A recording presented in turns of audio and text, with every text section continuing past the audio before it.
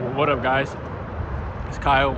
In this one, I want to talk about different types of nice guys, or just nice people in general. And I like to talk about this topic. For me, I think I'm more like a natural, like want to be nice and peaceful with others. So it's a big topic in my life, and I think it matters for other people too. And there's different types of reasons why people are nice, and I'm going to break those down, or tend to err on being overly nice. So that's what I want to talk about when it's too far unbalanced. So the first reason why someone might be, overly nice is that they do it for self-preservation. So this can be a little bit toxic. It's basically where you assume that if you're nice to other people, then they will be nice back to you, and you won't have to deal with disrespect from them. And I think this is very wrong, or it can be wrong, because some people are actually deliberately choose people who are nice to be disrespectful towards. And then there's the other element, is that sometimes people just aren't afraid of you. They're not afraid to disrespect you, so they'll just do it naturally. Like by default, they just won't follow what you say. They'll step over your boundaries. So if you think that you can preserve yourself, be nice to other people just so that you are safer because you think that they will treat you better, it's not necessarily true. I would suggest, acting more neutral with other people. Like being nice, but also watching other people and having to put your foot down when the time is right, when people step over your boundaries, and then go back to being nice again. Okay, so that's the first one, self-preservation. The second reason why someone will be overly nice, and I think it's related to the first, and that's that it's somebody who's trying to get things from other people. And a lot of people will call this manipulation.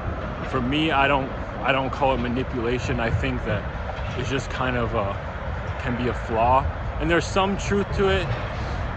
Being nice, to receive things from others, such as being nice to a woman so that she will want to date you, or being nice to the manager so that you get a promotion.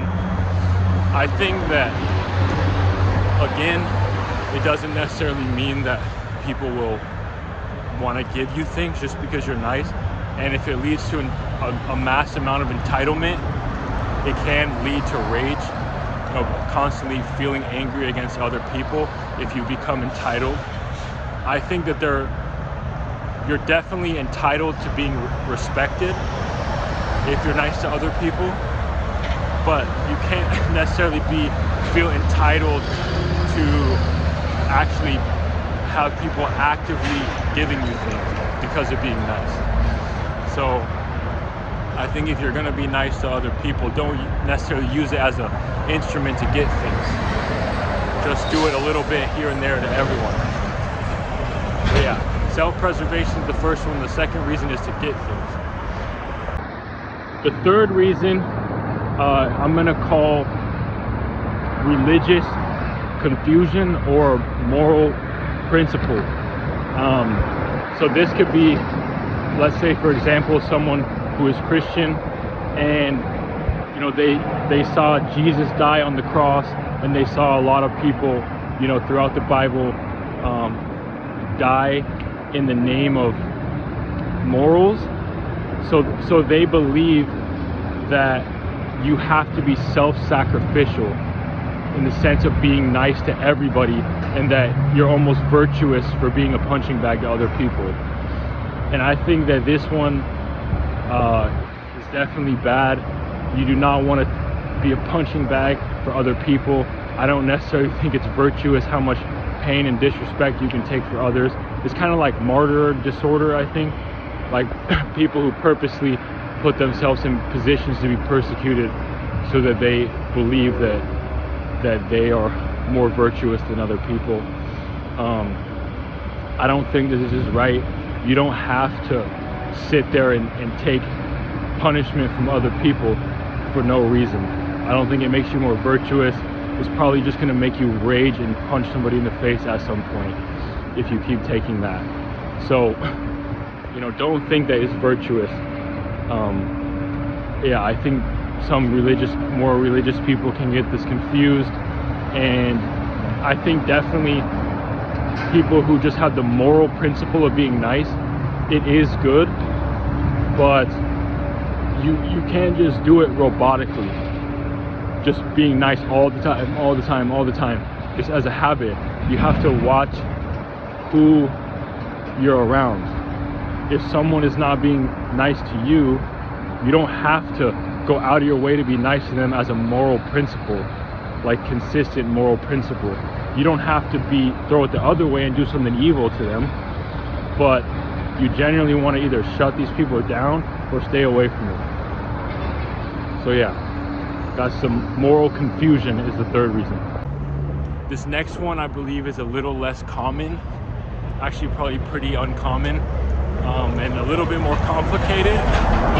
However, I would say there's maybe someone watching this video that needs to hear this, and personally I also feel this one, and that's that you expect other people to adjust to your niceness rather than correcting their behavior.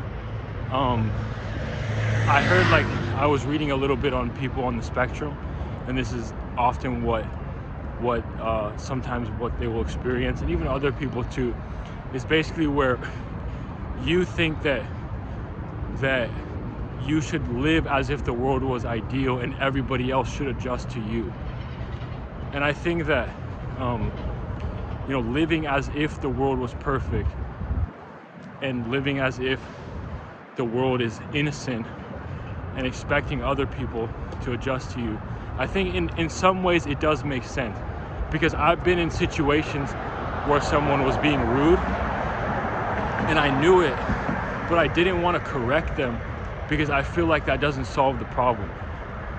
I felt like I want them to adjust to me.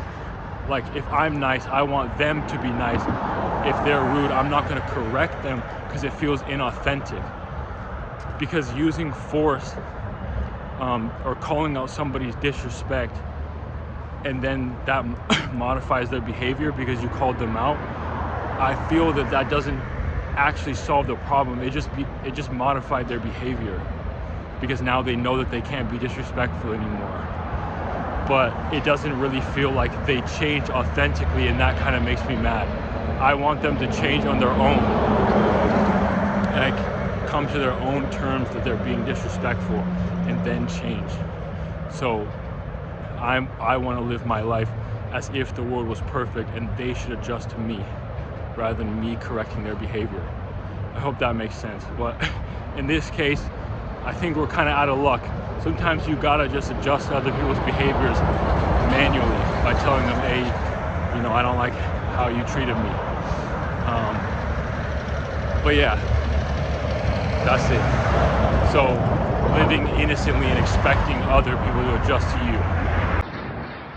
The last one I believe is really common, and I think this is the one where people who are overly nice because they simply are not aware of it.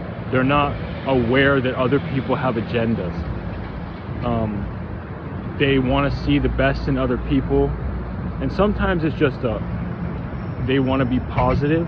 They're afraid to be cynical. They don't want to see bad in somebody else, so they're just overly positive about other people's behaviors and always interpret other people in a positive way. But sometimes it's just simply that they're just not aware that some people have agendas. And I feel like there's a couple different levels of like awareness, and I'll get into the second one. The second level of awareness would be you're aware that people have agendas that aren't always good, but you don't know, or you don't have the courage to stop it. These people just need to step out of their boundary, or step out of their comfort zone, and make sure that nobody disrespects them. Make sure that people don't step on your boundaries. You're over it. And this, yeah, it just takes courage. So you gotta take that leap. Then there's a third group of people that they are aware of other people's disrespect,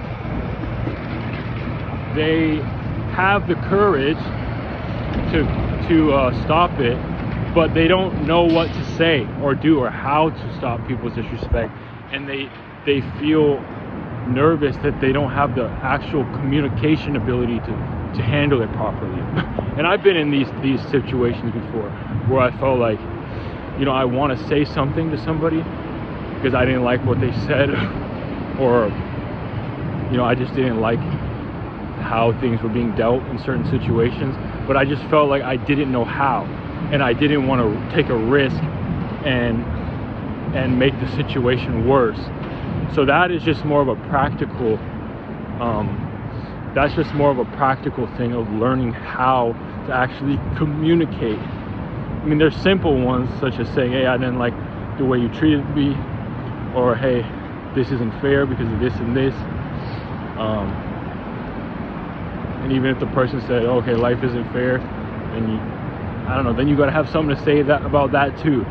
So this is really just working on your communication and then practicing it, because it can become more like a self-fulfilling prophecy. If you don't practice defending yourself, then over time you're not going to build that skill up, and then you really won't have the skill.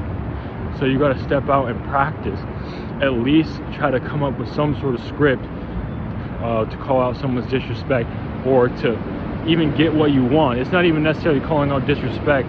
Sometimes it's just getting what you want, to tell your manager that you want a raise. You know, practice.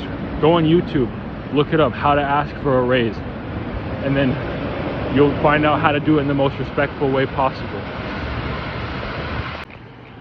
Related to this idea of, you know, not feeling competent or able to combat disrespect properly or to set boundaries properly in your communication, is basically the fear that you will lose control emotionally and it will lead to something damaging, like hurting the other person. And this could be the case of people who grew up in homes where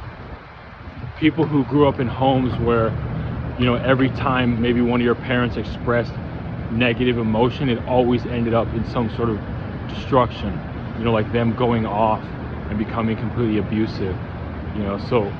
So you're afraid that if you express any negative emotion, such as anger, that it will lead to you losing control.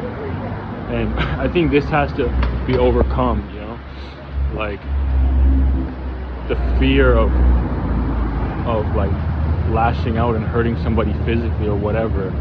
Maybe in the past that happened to you, like you actually took it too far and laid somebody out or something like that. So now you're afraid to express your anger. I'm not really sure what to do about it, but you got to be mindful. Maybe get therapy or something like that. See if you can learn how to express negative emotion properly without losing control. Or understand that maybe you need some examples in your life, or find somebody on YouTube or something like that who is good at expressing their anger but keeping self-control. Alright. Another reason why I feel like, you know, you might be too nice, or why someone might be overly nice, is that they had a really good upbringing. Meaning they had good parents who made them feel loved, and so you actually feel fulfilled in yourself. So you don't really understand the game of people trying to manipulate you or put you down. And in a sense, you don't even necessarily care when people do it. However, like, it can still make you feel mad, especially because if you're a nicer person, you kind of feel entitled to being respected because you're being nice to everybody. And this is how I was, you know, like I had, like, you know, really good parents, and so when people when I come across people with like agendas, trying to hurt other people and just like, you know, make little sly remarks, then it doesn't really make sense to me, because I'm like, bro, you know, I'm just doing my own thing. And that brings me to my next point of, like, you can be too nice because you're just focused on yourself. Like for me, personally, I'm just very focused on my own life, and I'm not trying to like really put other people down or anything like that.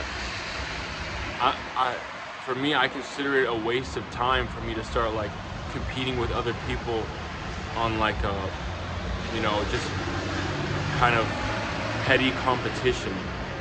For me, if I'm gonna compete with other people, I'm gonna do it so I can learn, so that I can better myself.